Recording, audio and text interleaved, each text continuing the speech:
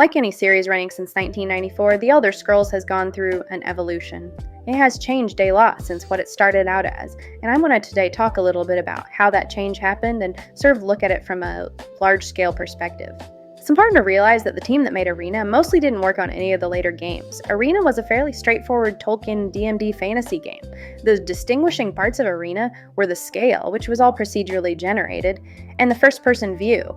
Also, the skill progression was different than a lot of other RPGs at the time. Rather than dumping points into skills after leveling up, level up occurs as a result of using those skills. All of those elements really define the Elder Scrolls, as they're still part of the most recent games and really are part of the games throughout the series. So while Arena didn't make the biggest pop cultural impact and sort of stayed a cult classic, it's hard to understate just how ambitious it was at the time. Daggerfall, Battlespire, Redguard, and Morrowind represent a certain core of the Elder Scrolls. This is where the world and the lore building really settled.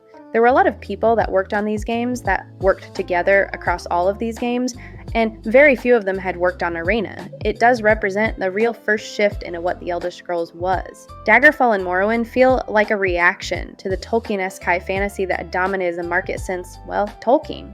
Daggerfall appears on the surface like standard medieval fantasy, but you don't have to look very deep to see that it's much darker. There's no rightful king to unite a land, just power-hungry despots playing for control. The orcs just want to be not killed like pests, sentient beings that have no rights. The Empire seems to be crumbling, but the Empire has agents all around the Iliac Bay, searching for a metaphysical nuclear option that will allow them to hold on to power. Oh, and the evil-looking Lich from the box art? Hey, he might be a good guy or not, depending on who you believe. In Arena, we knew Tharn was evil and Septim was good, but in Daggerfall, the black and white become shades of gray so similar, it's hard to even tell which one's darker or lighter. When Morrowind came along, it cranked that up even further. The Tribunal may have murdered Nerevar or not. The game doesn't ever tell you.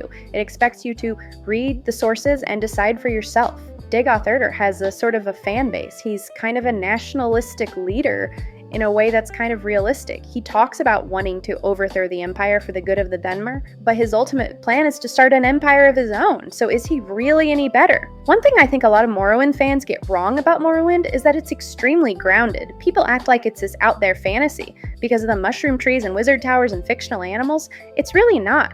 The buildings the Dunmer build make sense when you think about local building materials, the need of roofs to shed ashfall. The armor is made from shells of local wildlife, just like the Nords wear bear and wolf skins. Even something like slavery, it exists pretty much in the same way that it had existed in the real world. One example that always stuck with me was their language. Of course the Dunmer would have a word for Foyata. It's something both unique to their biome and that has cultural importance as they use them for landmarks and roads. Redguard and Battlespire fit into this era of the Elder Scrolls as well. Even though the gameplay of both games was different, the lore fit into the lore of the second and third games. They felt like larger side quests that fleshed out the world rather than separate games themselves. Oh yeah, and they were crappy mobile games, nobody ever remembers those. Daggerfall and Morrowind carried over Arena's skill system. However, it is true that Morrowind began the process of streamlining, aka watering down the skill system by removing and combining skills that quote-unquote no one used. Really, this was the beginning of a terrible trend. Daggerfall had, for example, language skills that, had very little use if you just wanted to min-max the game. But they may have the option to use those skills for the sake of role-playing and character building. Want to make a linguist scholar and try to complete the game that way? Go ahead. In Morrowind, the developers decided such self-imposed challenge shouldn't be allowed, and that made the game less interesting as a result. But the degree to which they weakened the RPG elements of the series was only beginning. Oblivion, in a lot of ways, represented the shift away from the Daggerfall-Morrowind design to something more mainstream. First, the design team was much larger and the budget expanded a lot. A lot of the people who had worked in the older games were no longer there. Secondly, you had a very subtle shift in lore. The Empire was no longer portrayed as a crumbling vestigial empire. Instead, we see the Imperial core with the Empire at its peak. The Oblivion Crisis looked in Oblivion like the beginning of the fall of the Empire, which is jarring since the Empire seemed to be collapsing slowly since Daggerfall. And that's really Bethesda's problem. Sure, the warp in the West had been pulled out of their ass, but Mormon had hinted at an upcoming secession crisis. Oblivion just kind of swiped that away by assassinating the Emperor's sons off screen. It's like the fall of Shady Sands all over again, or rather, Fall of Shady Sands was Oblivion all over again. Bethesda likes their games to be self-contained to avoid making player choices canon, but that severely limits their future storytelling options. It means whatever choices you do get to make will ultimately just be as meaningless as if they had been declared canon, since it can't come up again, but it boxes them in with what they can do in taking the games a different direction. Oblivion also retconned a lot of other things that have been discussed in much more detail by other people as well already. Cyrodiil is no longer a jungle, it's now a Tolkien-esque fantasy game looks like Lord of the Rings. A lot of people have said the Lord of the Rings movies coming out and they have influenced the look of the game in an attempt to again make it more mainstream, and that very well could be. It is very jarring when you compare that to the very anti-Tolkien style of storytelling and world building that Daggerfall and Morrowind had established. Beyond that, Oblivion just didn't have the nuance that Daggerfall and Morrowind had. The Mythic Dawn and Mehrunes Dagon were just absolutely villains. There's no way to even question that. Even if Menkar Cameron was right about Tamriel, that doesn't allow in any way for you to see him as an ally or a tragic villain. He's still only ever an antagonist. In terms of RPG mechanics, skills were reduced even more. Skills were combined, meaning characters had fewer options to work with. Suddenly axes don't require a separate skill and spears simply don't exist. More egregious than that was the world leveling with you. I've never understood why in an RPG, people want the world to stay the same level of difficulty as they progress. It just makes progress arbitrary. Why level up if it's going to keep you in the same place? You should feel stronger relative to what's around you as you level up.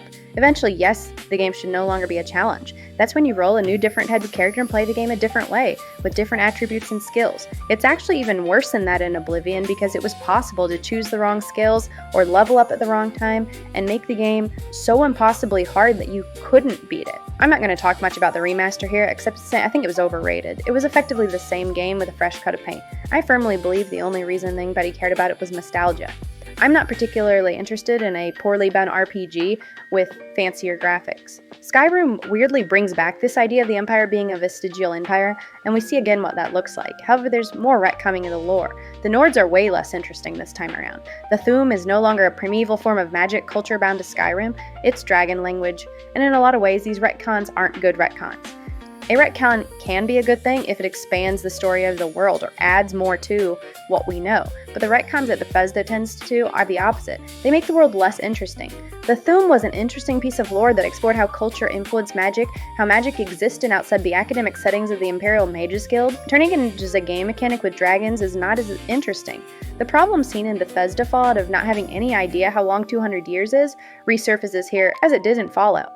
People talk about the Oblivion Crisis because the player should remember it, even though if it should be nothing but a chapter in a history book by this point. Remember that 200 years ago in the real world, steam engines were just being invented, and yet people are talking about the Oblivion Crisis as if it's something that your character should remember. The RPG mechanics, well, they're basically gone at this point. Skills are reduced to their lowest number and attributes are gone entirely. With legendary skills, your character effectively has no limitations. Given enough time, you can just be good at everything. Instead of attributes, you just unlock perks, and that just incentivizes progression based on giving specific perks rather than character growth. Given enough time, you can and will unlock every perk, so the trade-off is only temporary.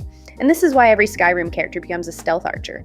The perks for those skills are overpowered, and when you don't have some limitations and trade-offs on what you can do, you're going to end up with the exact same overpowered character at the end of every game. Without attributes, the different races are almost purely aesthetic. Sure, you get some unique spells or a boost to a stat, but it's all easier to grow past that. In the past, if you wanted, say, an orcish mage, you could do that, but you had to plan your leveling to boost the attributes you needed to work your way up to that. Spellmaking, a staple of this series all along, was removed entirely. Spells are basically weapons at this point. By not being able to move up in Bloom's taxonomy of spellcasting to make your own spells, it never really feels like you're a master wizard. You're only ever an apprentice. Credit where credit's due, that they did mitigate the leveling issues a bit. So props for that, even if it shouldn't have been there to begin with. Now let's talk about the Elder Scrolls Online and the Elder Scrolls 6 all at once. Hey, remember Warcraft? Maybe you do. Remember World of Warcraft? Of course you do. MMOs kill franchises. Like I said in my Fallout video, World of Warcraft effectively ended the Warcraft franchise, Phantasy Star Online, and the Phantasy Star RPGs, and there's been no Fallout 5 or Elder Scrolls 6 in sight, but we have MMOs of both being forced to law. It worries me that the Elder Scrolls 6 might just be the biggest vaporware since Duke Nukem Forever. This video age is like, no, just go ahead and post it when they announce the Elder Scrolls 6 Hammer Fell tomorrow, at least it'll drive engagement. I know that they said the Elder Scrolls 6 is still coming, but hey, talk is cheap, let's see something. Overall, the core of the Elder Scrolls lore was built during the Daggerfall and Morrowind years, and it created a series that felt different from the endless stream of fantasy RPGs that just felt like Tolkien fan fiction. Unfortunately, everything the series has done since has been watered down for mass market appeal, and if sales numbers mean anything, it's worked phenomenally, so I don't know what the future will hold for this series.